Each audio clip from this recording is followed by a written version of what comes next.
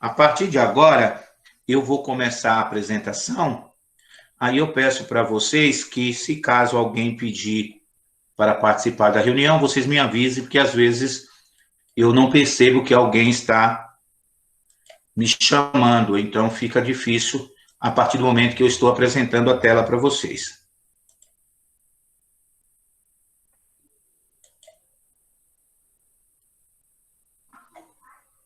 Pessoal, vocês estão enxergando aí a tela que eu estou apresentando? Sim.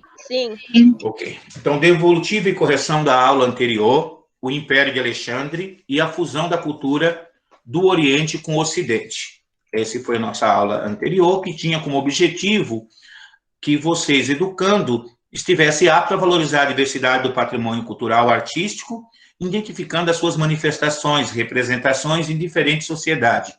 Identificar, a partir de mapas e fenômenos, os fatores históricos sociais, considerando as suas dimensões temporais e espaciais. Então, era o nosso objetivo. As habilidades que nós tratamos foi valorizar a diversidade, o patrimônio cultural e artístico, identificar as manifestações e representações em diferentes sociedades, identificar, a partir de mapas, fenômenos históricos, sociais, considerando as suas dimensões temporais e espaciais. A primeira questão que eu fiz para vocês, se não me falha a memória, eram 8 questões, que era, durante a breve reinado de Alexandre III da Macedônia, também conhecido como Alexandre o Grande, conquistou inúmeras regiões no Oriente. Nesse período ocorreu também a hegemonia da Macedônia sobre a Grécia, que é conhecida como ficou conhecido o período em que Alexandre o Grande vai dominar ali o Oriente, e ali ele vai ter a hegemonia da Macedônia sobre a Grécia, quando eles têm todo o poder. Como vai ficar conhecido esse período? Questão A, período arcaico. B, período clássico. C, período helenístico. D, período pré-homérico. E E, período homérico. Qual período nós estamos falando, gente? Alguém consegue me responder? C. Resposta C. Vamos ver. Vamos ver se vocês estão afiados. Opa! Questão C, a conquista da Grécia pelos macedônios, que ocorreu na Batalha de Queroneia, em 338 a.C., marcou o início de uma época histórica na Grécia Antiga, conhecida como período helenístico. Parabéns para quem respondeu a C. Quem não respondeu, toma conhecimento agora e não vai errar novamente. Leia as afirmações a seguir, selecione a alternativa falsa. Agora, eu não quero a resposta correta, e sim, qual dessas daqui não corresponde com uma resposta desse período? O pai de Alexandre, Felipe, foi assassinado por seu guarda-costa pessoal, Pausânia.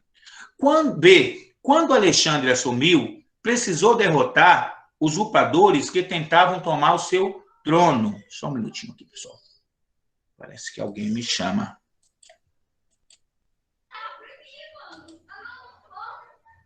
Opa. Samuel entrou, mais alguém? Acredito que era isso.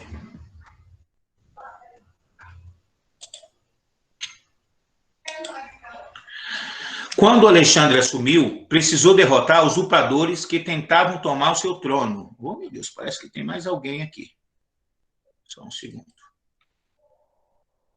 Guilherme, seja bem-vindo, Guilherme. Vamos lá. Vou tentar deixar, então, não tão... Alexandre assumiu o trono da Macedônia com apenas 20 anos de idade. Os historiadores, a partir de estudos forenses modernos, conseguiram precisar que Alexandre morreu de malária.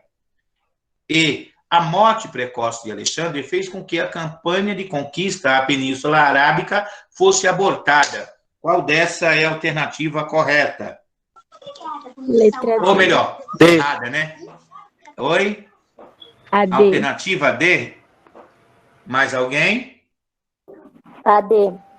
Vamos ver, então. Os historiadores até hoje não sabem a causa real da morte de Alexandre o Grande. Alexandre morreu dias depois de um mal súbito. As teorias mais aceitas é a causa de sua morte, afirmam que ele foi vítima de malária ou febre tifoide. Então, existem teorias que ele pode ter sido envenenado, mas, em geral, descartada por grande parte dos historiadores. Então, a resposta errada seria D. Não existe uma confirmação exata do que Alexandre morreu. Então, assim, a versão mais aceita é que tenha sido de malária ou febre tifoide, mas não é um consenso. Dá sempre a impressão que alguém está chegando, mas alguém já está entrando com Seduc, então tá certo. Questão 3. Durante a sua estadia no Egito, Alexandre fundou uma importante cidade no local em 331 a.C. Essa cidade transformou-se... Oi? Alguém me chamou? Segue o enterro. Transformou-se em um importante centro da antiguidade. Hoje é uma das importantes cidades do Egito. Estamos falando de Alexandria, Persópolis, Susa, Babilônia e Tebas. Mais alguém? Eu também concordo com ela. Concorda com ela? Então vamos ver se ela está certa. Alexandre fundou Alexandria. Alexandre, ele tinha uma certa um desejo imenso por glória, e ele funda em quase todos os lugares. Ele tinha essa coisa de fundar as Alexandrias em homenagem ali a ele próprio. Questão 4. Após a morte de Alexandre Magno, seu império foi dividido em 3 grandes reinos. Esse reino eram Reino da Sibéria, Reino da Macedônia e Reino da Germânia. B. Reino de Cantuária, Reino da Grã-Bretanha e Reino da Dinamarca. C. Reino da Síria, Reino do Egito e Reino da Macedônia. D. Reino da Germânia, Reino do Egito e Reino da Macedônia. E. Reino de Esparta, Reino de Tebas e Reino da Macedônia. Qual? Letra C. Reino da Síria, Reino do Egito e Reino da Macedônia? Mais alguém? Letra C.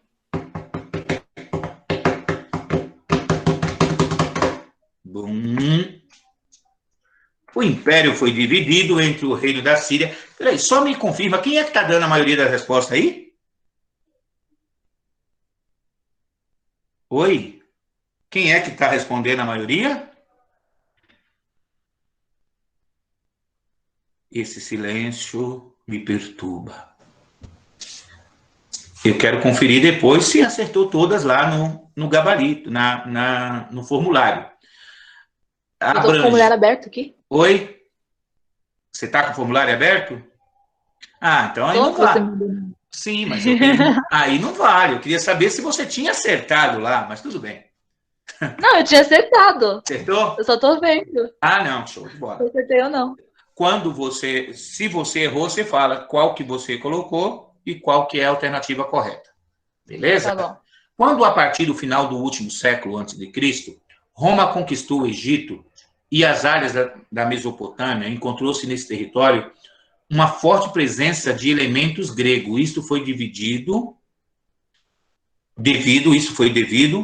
ao recrutamento de soldados gregos pelos monarcas persa e egípcio.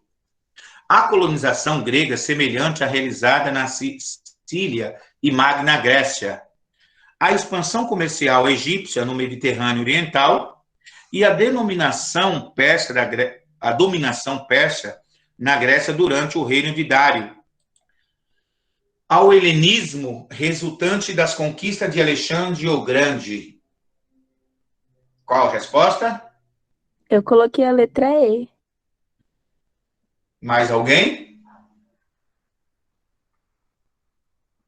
Meu Deus, de 60 alunos participando, esse silêncio total, vocês me assustam. Vocês só logaram e saíram Eu ou coloquei a vocês letra estão E aí? também. Coloquei a Não letra sei. E. É dessa semana? Eu tô gravando áudio, você sabe? É dessa semana? É dessa semana. Não fiz. Coloquei a letra E. Ok.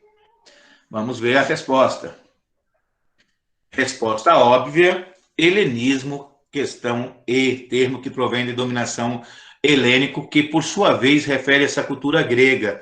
O nome dado no processo grego de culturação, que ocorreu com as conquistas de Alexandre o Grande, o rei da Macedônia. Alexandre conseguiu conquistar uma vasta região que se estendia da Europa à Ásia, passando pelo Oriente Médio. E onde ele passou, ele difundiu essa cultura, a fusão da cultura. Ele não há uma prevalência de uma cultura sobre a outra, mas ele funde os elementos de várias culturas. Então, na cultura grega, era considerado o povo heleno. Com a fusão com o Oriente, aí dá origem ao helenismo. Questão preponderante, questão recorrente nas provas do Enem e nos cursinhos aí que vocês for fazer pela frente. A Alexandria começou a ser construída em 332 a.C. por Alexandre o Grande, e poucos anos tornou-se o polo de estudo sobre matemática, filosofia, ciências gregas. Meio século mais tarde, Ptolomeu II ergueu uma enorme biblioteca em um museu que funcionou como centro de pesquisa. A biblioteca reuniu cerca de 2.000 a 500.000 papiros e com um museu transformou a cidade no maior núcleo intelectual da época, especialmente entre o ano 290 e 88 a.C. A partir de então, sofreu sucessivos ataques romanos, cristãos e árabes, e o que resultou na destruição e a perda de quase todo o seu acervo. A Biblioteca de Alexandria exerceu durante certo tempo um papel fundamental para a produção do conhecimento, a memória da civilização antiga. Por quê? Eternizou o nome de Alexandre, o Grande, e zelou pela narrativa dos seus grandes feitos? B. Funcionou como um centro de pesquisa acadêmica e deu origem a universidades modernas? Preservou o legado da cultura grega em diferentes áreas do conhecimento e permitiu a transmissão a outros povos? Transformou a cidade de Alexandria no centro urbano mais importante da antiguidade? Reuniu os principais registros arqueológicos até então existentes e fez avançar a museologia antiga. Qual? Letra C. Eu Letra coloquei a C. letra D. Você colocou a D? Transformou Eu a cidade coloquei de a C. Alexandria? D. Coloquei C. Eu coloquei C. assim também. Opa. Coloquei C também. Então tá aí uma dúvida entre C e D. Vamos ver quem acertou. C. Preservou o legado da cultura grega em diferentes áreas do conhecimento e permitiu sua transmissão a outros povos.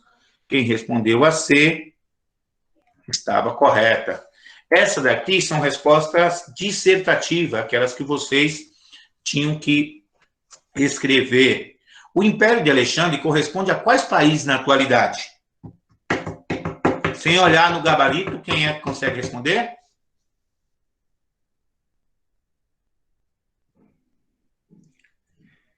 Eu sei que muitos ficaram em dúvida nessa daí, mas tinha um slide que tratava diretamente disso. Então, vamos ver. Dominou um território que hoje está referente a Bósnia, Herzegovina, Croácia, Eslovênia, Macedônia, Montenegro, Sérvia, duas províncias autônomas da Sérvia, Kosovo, Voivodina, Bulgária, Grécia, Egito, Turquia, Síria, Líbano, Irã, Iraque, Uzbequistão, Turcomenistão, Kuwait, Índia, entre outros. Deixa eu ver se alguém está pedindo para entrar. Próxima questão. Como Alexandre Magno tratou os povos vencidos? Alguém consegue me responder essa? Ele respeitou as religiões das pessoas e Esqueci o resto. Opa! Não valeu.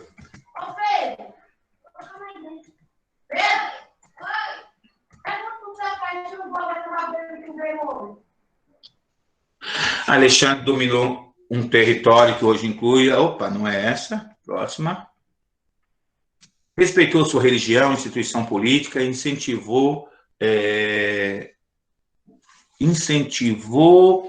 o casamento entre vencidos e vencedores, permitiu que jovens persas participassem do seu exército grego-macedônico, tentou fundir os povos, buscando eliminar as diferenças e as desigualdades entre eles. Esta seria a possível resposta. Lógico que vocês poderiam dar outras respostas que não essa que eu passei para vocês. Então, assim, eu vou considerar... Só um minutinho, professor.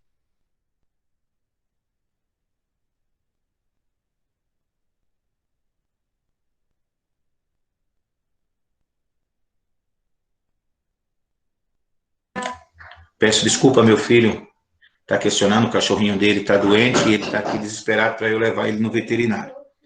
Então, vamos continuar a nossa aula. Assim que eu terminar, e eu faço essa caridade para esse bendito cachorro. Vamos lá, gente. Então, Alexandre, ele, com a ideia, essa paixão que ele tinha pela cultura grega, ele vai respeitar a cultura, a religião dos demais, vai incentivar o casamento entre vencedores e vencidos para que esses, de certa forma, diminuindo aí a desavença. Você, casando com alguém daquele povo, tornava ali, entre aspas, família, ali, formando famílias, tendo um vínculo, apaziguando ali, facilitando com que ele continuasse a dominação, para que ele continuasse ali a hegemonia desse povo. Então, enquanto a maioria dos impérios, eles impunham a sua cultura, a sua religião, caso do império que nós vamos estudar agora, que é o Império Romano, que ia vencendo, ia formando e tornando escravo, ia impondo a sua política, a sua religião, a sua cultura. Alexandre não, ele respeitava essas culturas, fazendo com que, pegando o melhor de cada cultura. Isso, a partir de agora, então, nós damos uma parada na revisão, na retomada, e vamos dar início à civilização romana e à migração bárbara. Lembrando, gente, civilização romana e a civilização bárbara é assunto do 6º ano de vocês. Talvez vocês vão dizer, pô, eu não lembro nem do que eu comi ontem, como é que você vai querer que eu lembre do conteúdo do 6º ano? Então, no ensino médio, nós só damos uma aprofundada, uma relembrada naquilo que vocês já viram, mas, teoricamente, é um assunto ao qual vocês já conhecem. O objetivo dessa aula é identificar as perspectivas de representação da história e da memória, compreender a complexidade política e social do Império Romano, e põe complexidade nisso. As habilidades de identificar as perspectivas de representação da história e da memória, compreender a complexidade política e social do Império Romano. Essa é o nosso objetivo e as habilidades que nós vamos trabalhar. Aí tem como título Civilização Romana. Gente, o Império Romano, assim como o Império de Alexandre o Grande, vai ser um vasto império, vai ser um grande império que eu sempre falo com meus alunos, que eu digo assim, o mais difícil do que conquistar um grande império é você mantê-lo. Essa é a grande questão. Roma vai conquistar praticamente todo o mundo conhecido. Roma, o Império Romano vai ser imenso, mas vai criar sérios problemas com como manter todo esse império. Então, a civilização romana desenvolve nós vamos falar, quando nós falamos de civilização romana e civilização grega, nós estamos falando da antiguidade clássica. Então, Grécia Antiga e Roma Antiga, nós estamos falando de um período chamado civilização antiguidade clássica. Essa, após a queda do Império Romano, vai dar início aí, assunto nosso desse bimestre, o que nós vamos chamar de Idade Média. Então, nós estamos falando aí o último império da Antiguidade Clássica, que que localizava, assim, desenvolveu a partir da cidade de Roma, localizada na Península Itálica. Está ficando localizado ao sul da Europa, numa região central do Mediterrâneo. Os povos que vão dar origem ao Império Romano, ao povo romano, os italiotas, os latinos, sabinos, os voscos, os ecos, etruscos, gregos, entre outros. As fases a qual vai ser dividido o Império Romano são 3: monarquia, república e império. Monarquia não é um período muito cobrado nas provas do Enem. São poucas questões que tratam da monarquia ou do primeiro período ali do Império Romano, da sociedade romana. A república é um período longo, que nós vamos tratar um pouquinho sobre ela, vamos nos debruçar um pouquinho mais sobre a república, e, por fim, o império, que vai do ano 27 a.C. a 476 depois de Cristo. Em 476, com a queda do Império Romano do Ocidente, dá início aí à chamada Idade Média, pondo fim à Idade Antiga. Aí vai ter 2 versões para o surgimento da cidade de Roma. E ela vai estar, a primeira, a origem da monarquia romana, está no mito de Rômulo e Remo. Então, Remo era filho da princesa Réia, eles eram filhos da princesa Réia, vítima ali de uma violência, ela vai ter 2 filhos, e quando o pai de Réia perde o trono, ela se vê obrigada a lançar seus filhos no rio Tibre, para salvar a vida deles.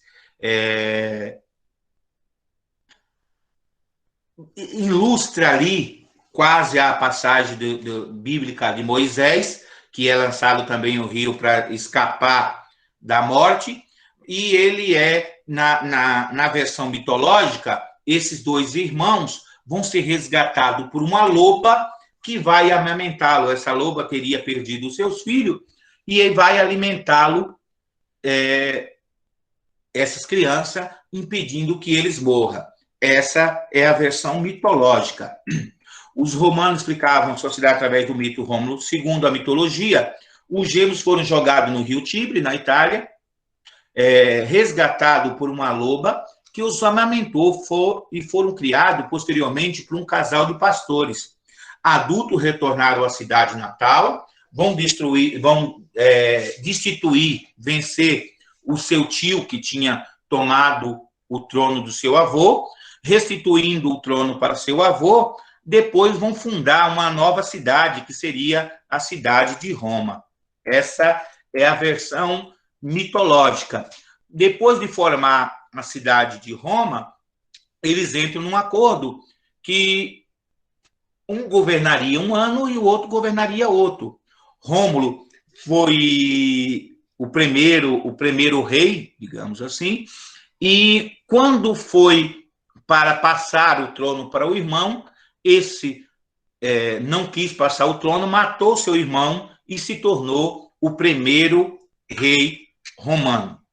Mas a origem histórica aceita para a surgimento de Roma é que os latinos ocuparam a área central da Península Itálica e fundaram várias vilas, incluindo Roma, que talvez tenha sido uma fortificação para se proteger de invasões etruscas e consolidação de Roma como cidade, resultando na formação de um governo organizado politicamente estruturado. Então, essa é a versão histórica aceita. Ela começa como uma vila, se torna uma fortificação, dando origem ali à cidade, o Império Romano. A estrutura da monarquia romana era através de uma assembleia curiata, onde cidadãos e soldados, agrupados em cúrias, um conjunto de 10 clãs, eram reunidos mediante a convocação e elegiam altos funcionários, deliberavam sobre lei, e o Senado era um conselho de ancião, chefe dos clãs, que propunham leis e fiscalizavam os reis. O rei era um chefe militar, religioso e um juiz. Então, o poder do rei ali, ele abrangia o poder político, religioso e o de um juiz.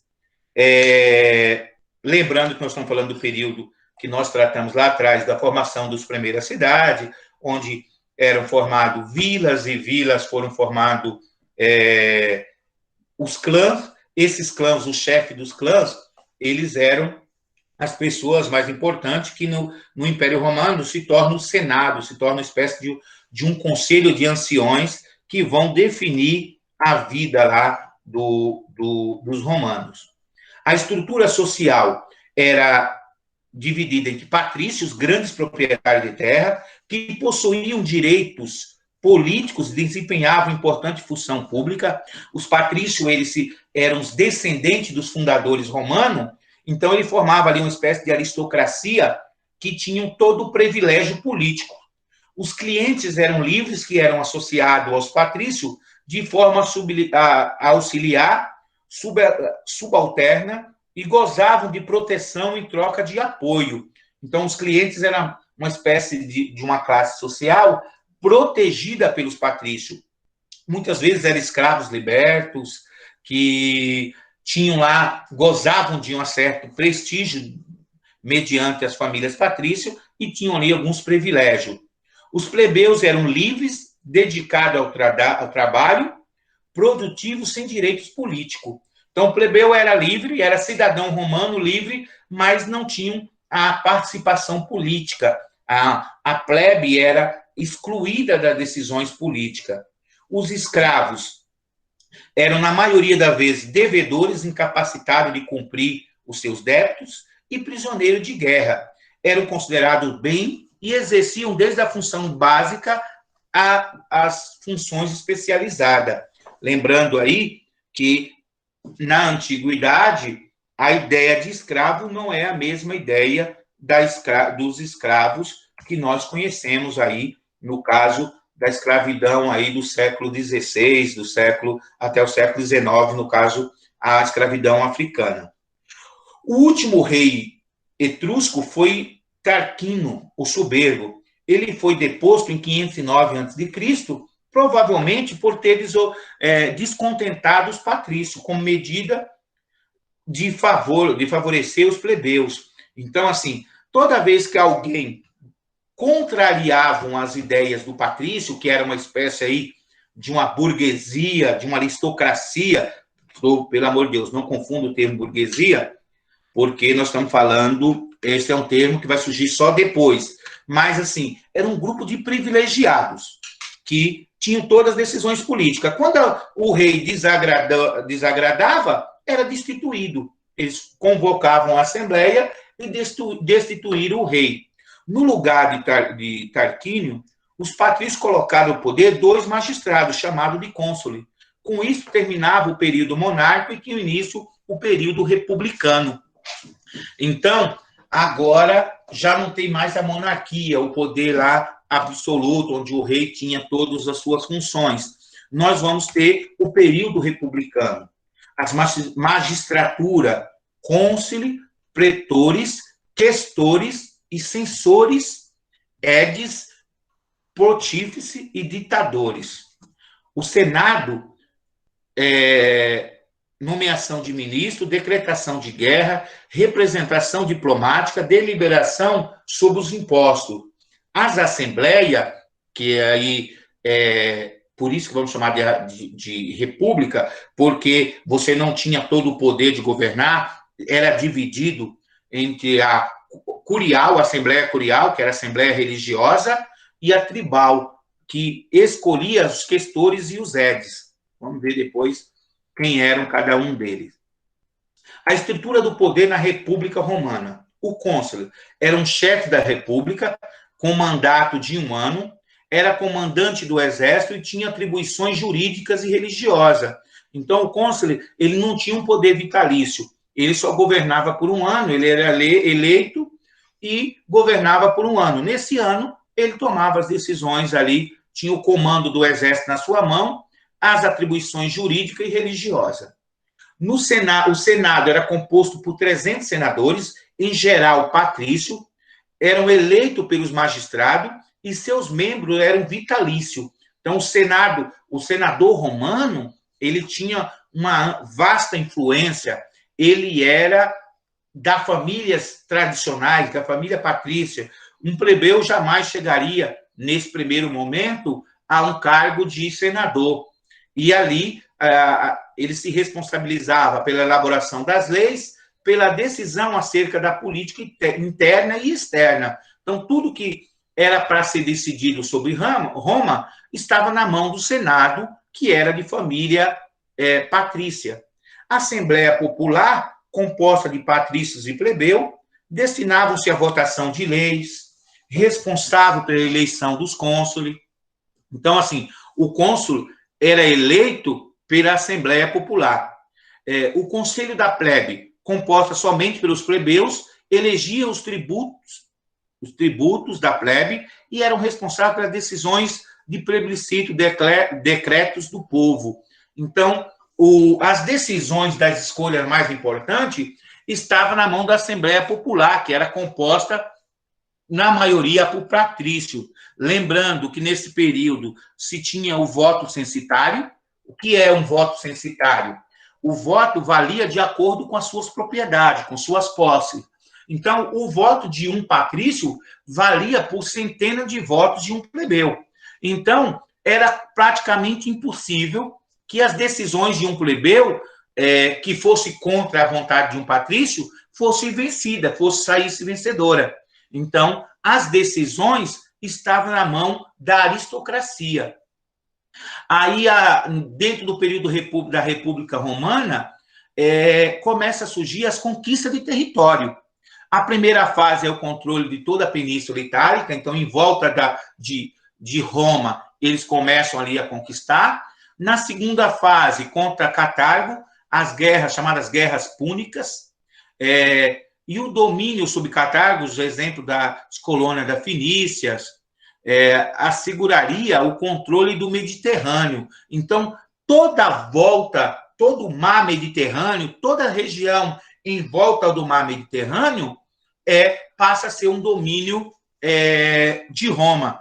Os italianos, os romanos, chamavam de Mare Nostrum, ou seja, o Mar Nosso. Então, todo o Mediterrâneo ficou sob domínio do povo romano. Na terceira etapa das conquistas, a submissão completa e a destruição da cidade de Cartago. Então, lembrando que a motivação das conquistas romanas, qual foram as motivações? Se vocês olharem aqui no mapa, esse pontinho vermelho lá no início aqui, a primeira metade do século IV, era a cidade de Roma. Se você prestarem atenção, era um nada. Na segunda fase, ele conquista aqui a Bota, onde hoje é a Itália, a região da Bota ali, que hoje é a Itália. Depois ele vai aumentando todo o seu território até 44 a.C., com a morte de César. Olha a conquista que ele tinha. E até o início do século II, ele chega à máxima expansão. Mas por que eles têm essa necessidade? Nós sabemos que Alexandre, de certa forma, era por glória. E o Império Romano? Primeiro, a necessidade de segurança face aos vizinhos mais poderosos. Então, se eu tenho vizinhos que são poderosos, se eu não me fortificar, eu serei dominado. Essa era a ideia do mundo antigo. Nós não tínhamos leis que protegiam lá, que hoje nós chamamos de soberania, que cada estado é soberano dentro do seu território, sendo que é impedido de que um país invada o outro para tomar terra. A procura de novas zonas agrícolas. À medida que vai aumentando a população, eu preciso de mais zonas produtivas, de mais terra. As famílias patrícias ricas vão crescendo e os seus filhos também precisam de terras. Então, eu vou proporcionar guerras de conquista para aumentar o poder. Procura de novos mercados. E a principal delas, que é a procura de mão de obra escrava. Se a principal mão de obra do romano era o escravo, e aí, durante esses períodos, vai ter várias restrições sobre até chegar à proibição da escravidão por dívida, chega um momento que eu preciso de escravo. Então, quanto mais povos eu conquistar, mais eu vou... mais escravos eu vou adquirir. Vocês prestem atenção, que é uma coisa que chama muita atenção, que é você vê a questão do poder, como se dá, né? As relações de poder. Enquanto o Império Romano está se expandindo, está invadindo o novo território, está dominando, eles vão chamar de expansão romana. Olha, nós estamos expandindo nosso território. Quando os inimigos vão se fortificar e vão retomar os territórios ora conquistados por Roma, eles vão chamar de invasões bárbaras. Então, quando eu estou tomando a terra dos outros, eu estou expandindo. Quando os outros estão retomando aquilo que era dele em outro momento, ou de outros, eu vou chamar de invasões bárbaras. Então, o exército romano era muito forte. Aqui eu não vou ler, vou passar um pouquinho para que nós ganhemos tempo, senão a aula vai ficar longa demais. O exército romano era permanente, profissional, contava com a participação da população conquistada, além de conquistar os territórios, mantinham a paz na chamada Pax Romana. Então, o exército romano, ele era um exército caro, porque você manter toda uma estrutura, todo um exército em treinamento constante, você precisa de dinheiro. E essas coisas que vão trazendo os problemas para Roma. À medida que eu estou conquistando, eu estou tomando terra, estou tomando riqueza, eu vou conseguindo manter essa estrutura do exército. Quando chega uma hora que dá uma estabilizada nas conquistas, chega um momento que os territórios mais disputados já estavam sob o domínio de Roma, os povos que estavam além eram fortes, não dava para vencer, e já tinha se tornado grande demais para se manter, Roma começa a ter despesas difícil de se manter. E aí começa as percas, as conquistas. A língua romana era o latim, língua oficial dos romanos, passou a ser utilizada por maior parte da população urbana do Império. Eles tinham uma grande rede de estrada. Então, lembrando, quem eram os bárbaros para os romanos?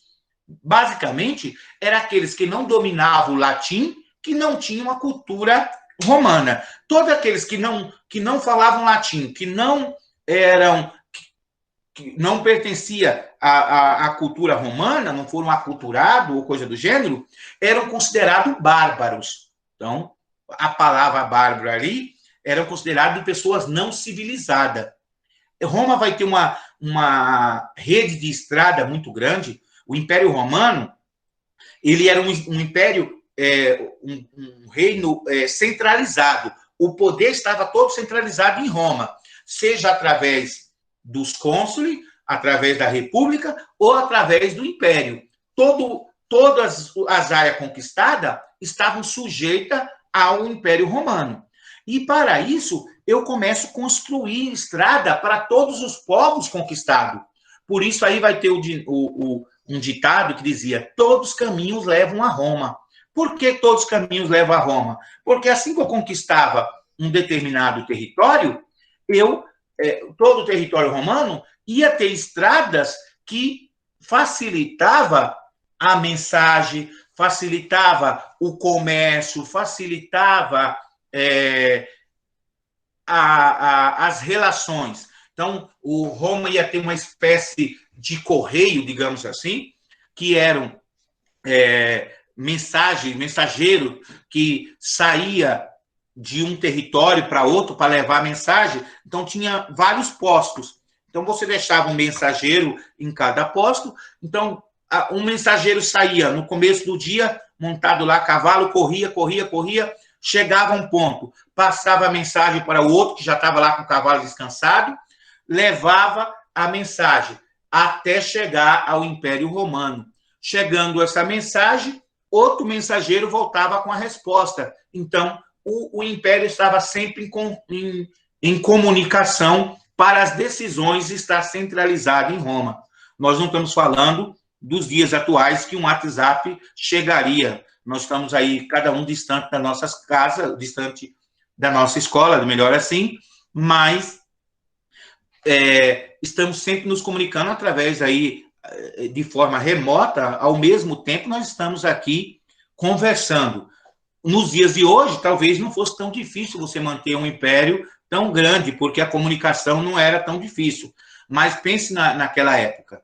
Então, as construções de obras, templo, aqueduto, teatro, aproximou o modo de vida das populações aos hábitos romanos. Então, em todo lugar que Roma construía, eles faziam obras públicas para deixar ali o modo de vida romano, a cultura romana, a religião romana. Então, havia ali uma dominação cultural. Ao contrário de Alexandre o Grande, eles não respeitaram, eles subjugaram todos os povos que venceram. Os direitos romanos, toda a população do Império ficava sujeito às leis romanas, o poder era centralizado, como já falei, e a extensão do território através da cidadania, através das reformas. Isso dava às pessoas proteção legal, bem como o direito de eleger o poder e poder ser eleito. Então, vai acontecer várias reformas no direito romano, permitindo aí que o cidadão romano pudesse participar das vidas públicas. A economia romana era uma economia urbana, pois toda a produção era feita em função da cidade. A cidade era o centro da vida no Império Romano, então as fazendas existiam, mas eram deixadas lá para os patrícios deixavam lá que os clientes, que os seus protegidos, continuassem lá tomando conta, produzindo, que os plebeus trabalhassem lá nas suas terras, mas a vida social se dava na cidade. A economia era comercial, devido à importância do comércio, das estradas, através do mar Mediterrâneo, dos rios, circulava um produto por todo o território. Por todo esse vasto território, comercializava-se o Império Romano. Então, viviam basicamente do comércio. Agora vocês vão ver aí a expansão do território romano, a toda a área, e depois aqui o meio vai ser a divisão que vai ser feita após a queda do Império, vai estar lá quando Roma vai ser dividida em Roma do Ocidente e Roma do Oriente, sendo Roma do Ocidente conquistado pelos povos germânicos e a Roma do Oriente vai se prevalecer aí até a queda da Bastilha ali com a Revolução, quando vai cair o Império do Oriente, dando início ali à Idade Moderna. Então, com a queda da Bastilha, aí vai se dar início à Idade Moderna. Mas aí é assunto para a outra aula. Dentro da República Romana, começa a ter conflito entre patrícios e plebeus. Os patrícios só tinham direitos, os plebeus só tinham trabalho, então os patrícios controlavam todas as instâncias políticas e os plebeus garantiam a segurança de Roma. A tomada de consciência por parte da plebe, começam a dar ação a certas greves. Olha, se todo o trabalho, se toda a riqueza passa por nós, por que é que todas as decisões só ficam na mão dos patrícios? Então, os patrícios, os plebeus começam a tomar consciência do poder que tinham e começam aí a fazer certas manifestações, greves, que vai lhe garantir algumas leis, como a lei da 12 tábua, que era um registro escrito da legislação. Então, antigamente, a lei não era para todos. O julgamento era feito de acordo com a cara do condenado, lá com a cara do réu. O réu era um patrício, a pena era branda.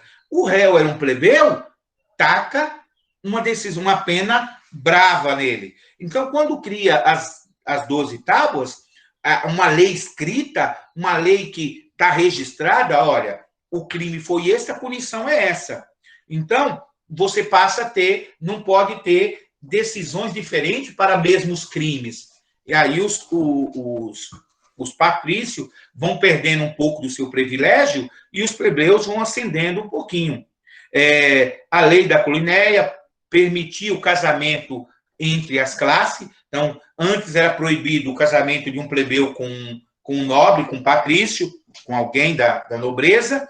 Aí, em 445 a.C., começa a permitir a criação dos magistrados da plebe, tribunos de plebeus ali.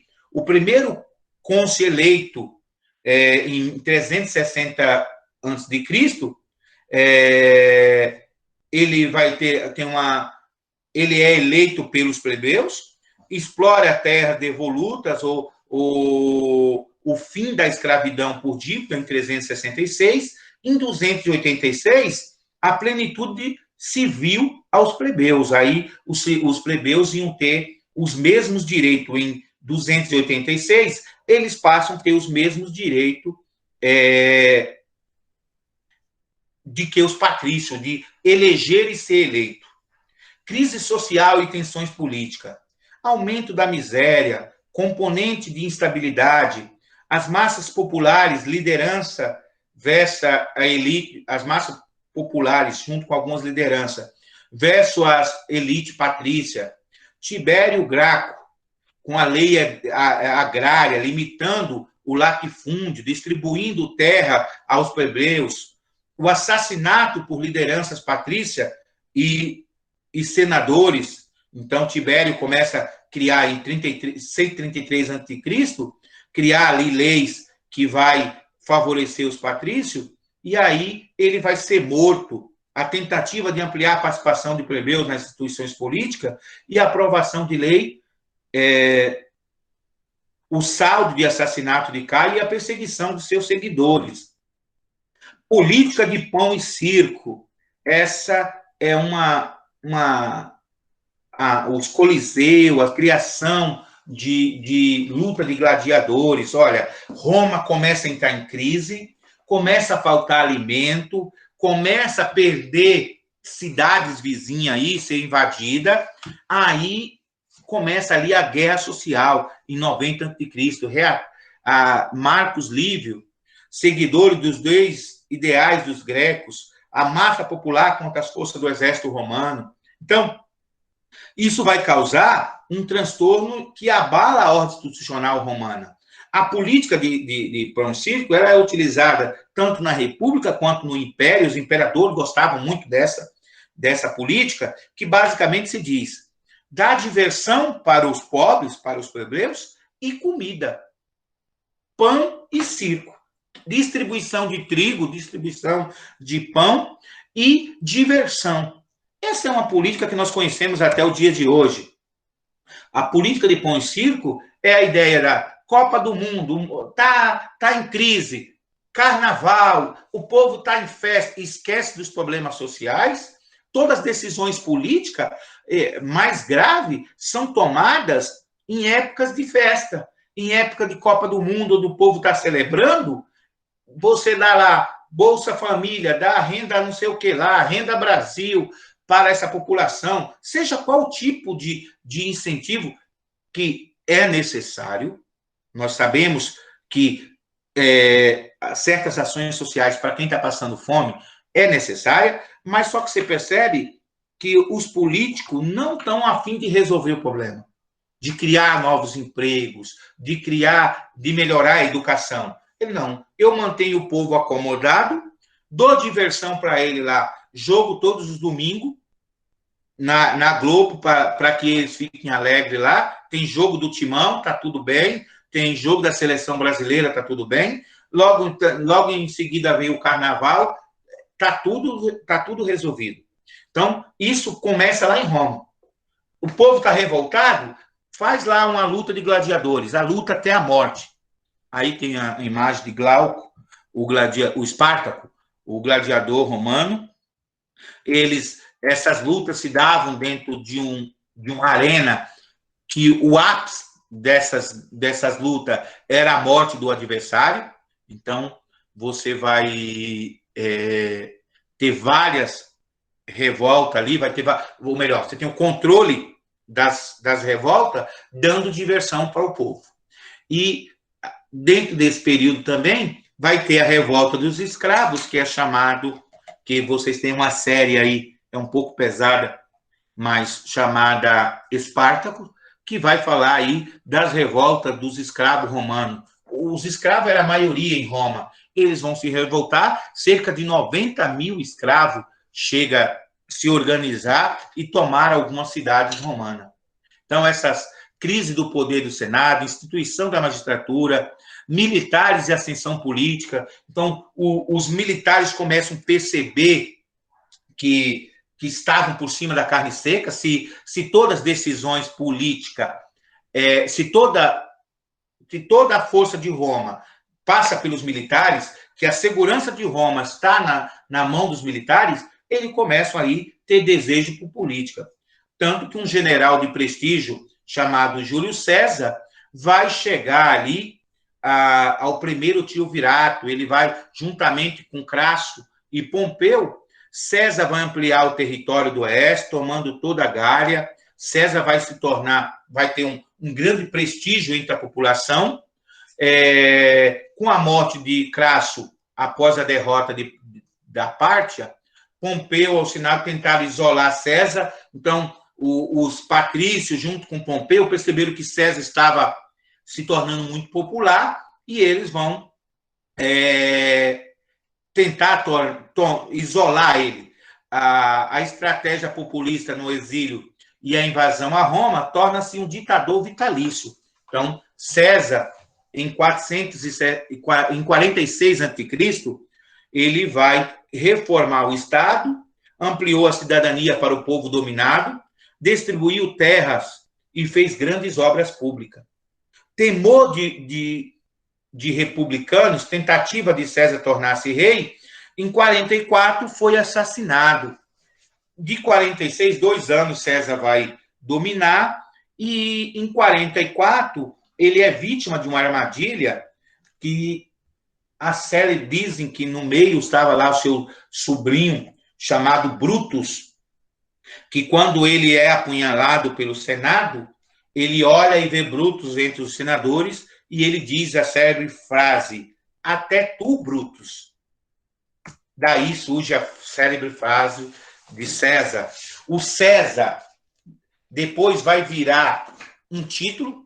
Então, César era um governador. Depois, o nome César vai virar uma espécie de título para todos os demais imperadores. Então, vai ter lá Júlio César, não sei o que lá, César. Se torna um título. Então, não é um nome próprio, acaba sendo um título de nobreza. A ascensão de Otávio ao poder, membro seguidor do triunvirato, ao lado de Marco Antônio, ele tenta ali restituir a república através de um triunvirato, ou seja, decisão com 3 cônsules. Se eu tenho 3 triunviratos, 3 pessoas tomando decisão, é mais difícil de que ele se torne um ditador. Então, eu divido o poder, as decisões políticas na mão de 3, que aí é mais difícil que esse se torne um ditador. Chegamos aí ao Império Romano. A decadência da República, a República chega ao fim, e nós vamos ter o Império dividido em dois. O Alto Império, com alta estabilidade relativa, paz entre as províncias, e o Baixo Império, com crises econômicas, lutas sociais, instabilidade política e as invasões bárbaras. No Baixo Império, de 235 a 476, que vai ter aí a dominação do povo chamado, entre aspas, bárbaros pelos romanos, sobre o Império Romano do Ocidente. Aí vai ter vários imperadores, que vai estar de 193 a 211, e assim vai passar vários impérios. Roma vai viver uma certa paz no Alto Império. Augusto, durante o seu governo de 26 a.C. a 14 depois de Cristo, adotou uma série de medidas visando controlar os conflitos sociais. Solucionou problemas econômicos, ele consolida o império, fazendo com que Roma atingisse o seu apogeu, viveu um longo período de prosperidade, de uma relativa tranquilidade social, também conhecida como a Pax Romana, período de paz. Isso promoveu aliança entre a aristocracia e os cavaleiros, plebeus enriquecidos, apaziguou a plebe com a política do pão e circo. Então, nesse período aqui, taca aí diversão para a população. Deixa a população alegre. Os plebeus enriquecidos começaram a participar da política. Os plebeuzinhos mais pobres vão lá para os coliseus ver as lutas de gladiadores. Homem contra leão, homem contra besta-fera, homem contra homem. Mas depois passa aí, com o passar do tempo, esse povo intertido, e aí eu vivo uma pseudo-paz, uma paz aí, onde a população carente organizava, estava sempre nos espetáculos públicos, e ali, com a distribuição de alimento, eu estou feliz. Tenho que comer, tenho como me divertir, para que eu vou me revoltar? Do governo de Augusto, os 2 séculos que seguiram, o Império Romano, por meio de conquistas militares, ampliou ainda mais o seu território. Seu domínio estendia-se pela Europa, Ásia e África. Olha lá, olha o território europeu na Europa, na Ásia e na África, pegando aí os continentes. As conquistas abasteciam o império, não apenas de riquezas e terra, mas também de escravo, principal mão de obra, todas as atividades econômicas quanto domésticas. A comunicação entre Roma e os centros vasto império e as demais regiões garantia pela existência de uma extensa rede de estrada. Daí provém, como eu já falei, todos os caminhos levam a Roma. As estradas romanas, além de possibilitar a comunicação entre diferentes regiões, facilitava a movimentação de tropas, equipamentos militares e contribuindo para o sucesso das campanhas militares. Após a morte de Augusto, até o fim do século II, 4 dinastias sucederam ao poder. São elas: a dinastia de Júlio Claudiana, com os imperadores Tibério, Calígulas. Calígulas é um imperador, sei lá, tosco. Estudar um pouquinho sobre Calígula, você vai ver o que era um louco, um desvairado.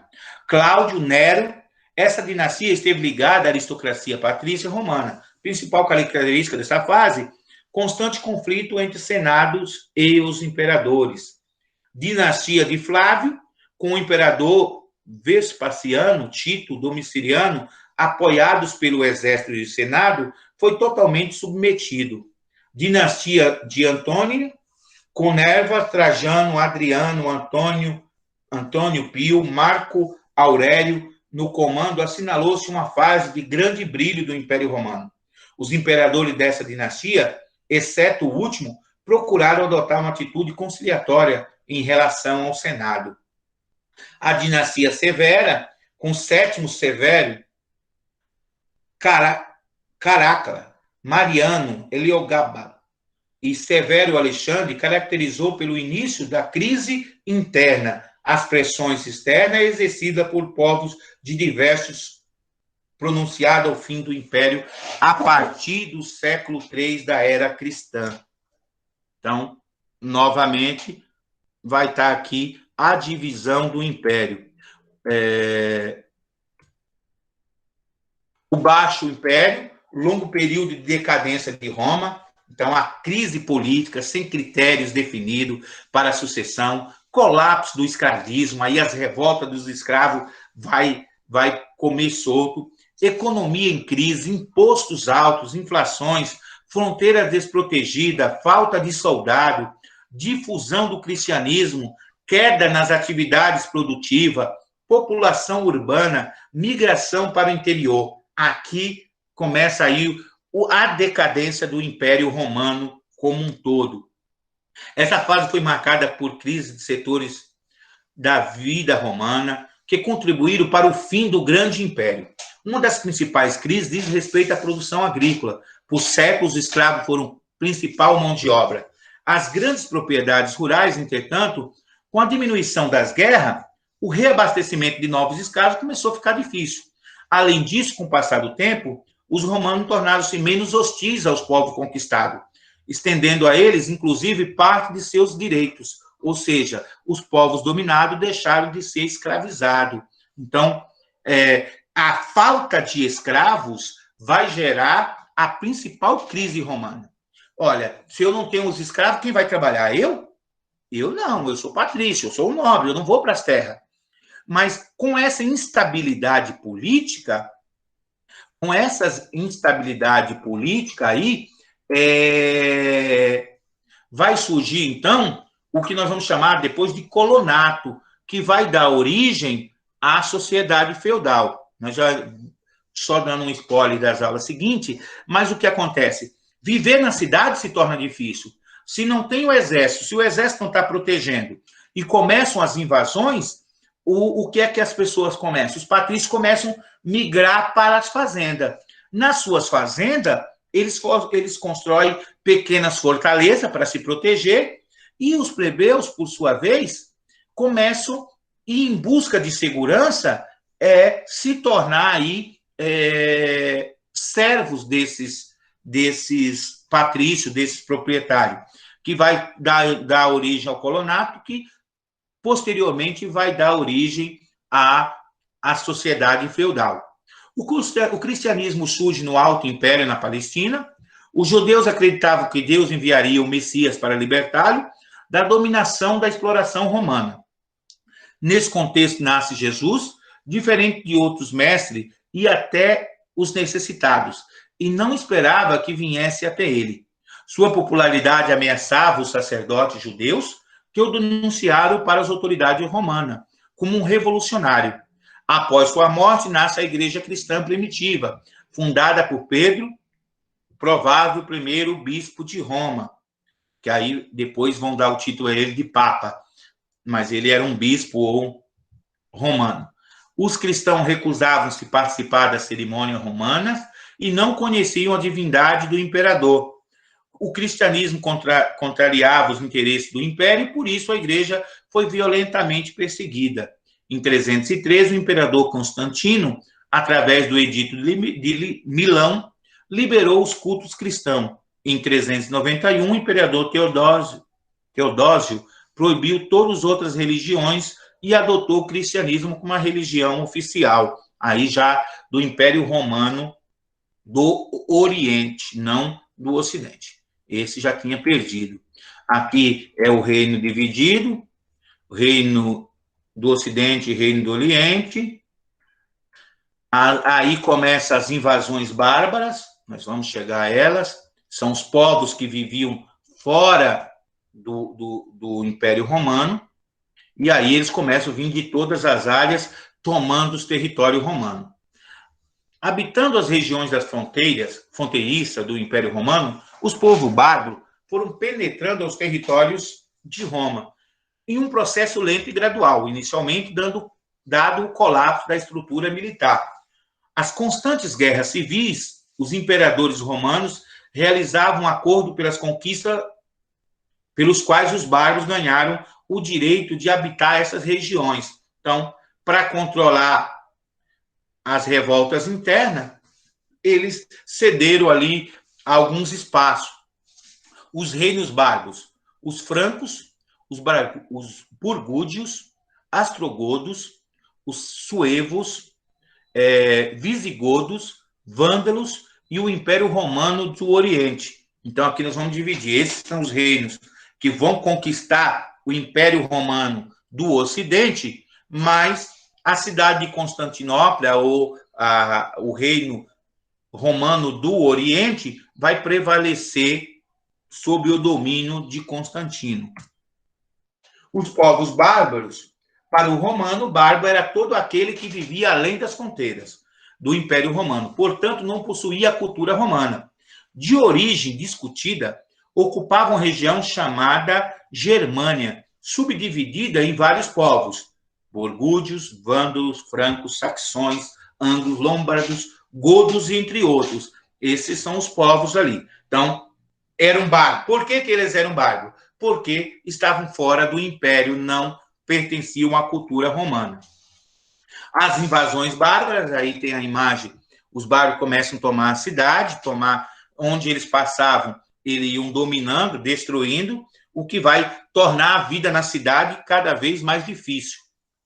Dá-se o nome de invasões bárbaras à série de migrações de vários povos germânicos para a Península Ibérica, que viria a alterar tradicionalmente a organização da região, até então denominada pelos Hispânia, sob o Império Romano.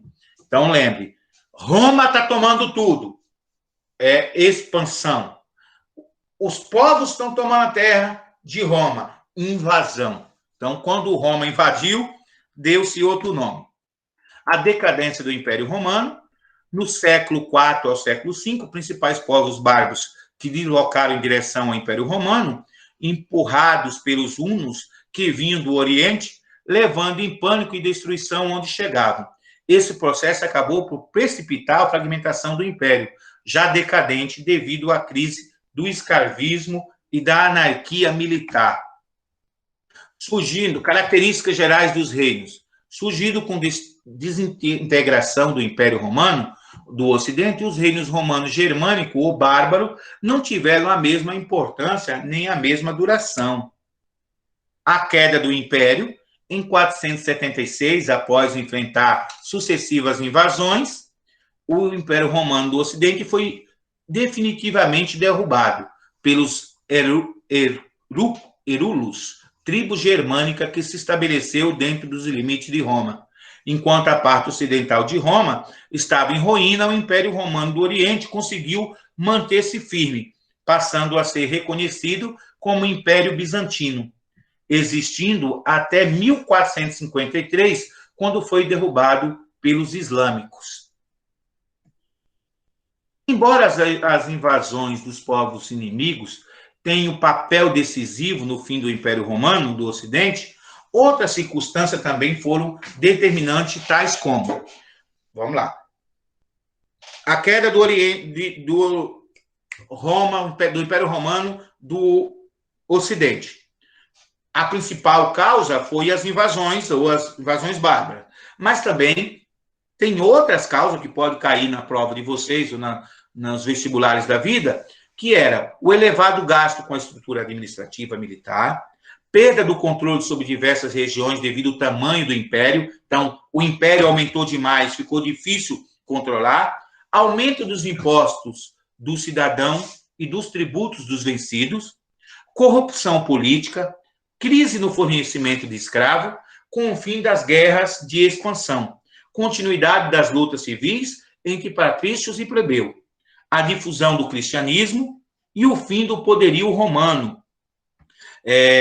Constituiu um longo processo que durou centenas de anos. A partir daí, começou a se formar uma nova organização social, política e econômica, o sistema feudal que predominou na Europa ocidental até o século XV. Vocês estão acordados? Oi? Sim. Gente, ainda tem 50 pessoas aqui acordadas. Sim. Dúvidas?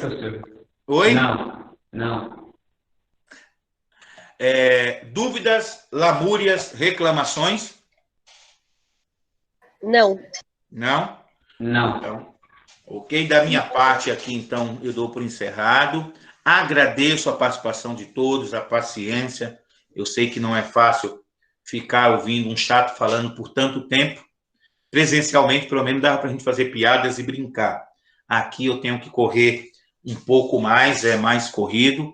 Então, eu agradeço a paciência de todos vocês. Um forte abraço e até a semana que vem com o nosso formulário.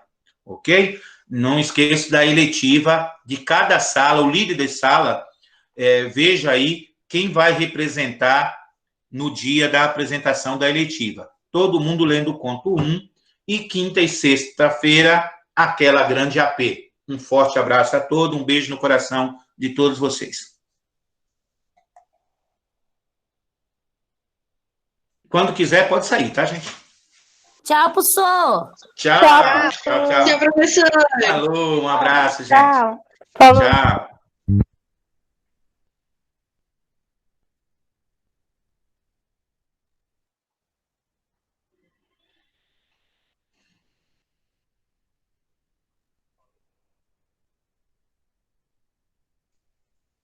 Vocês Tchau, seu estão fofo. aí? Tchau. Pensei que vocês tinham desligado o telefone. Tchau, gente.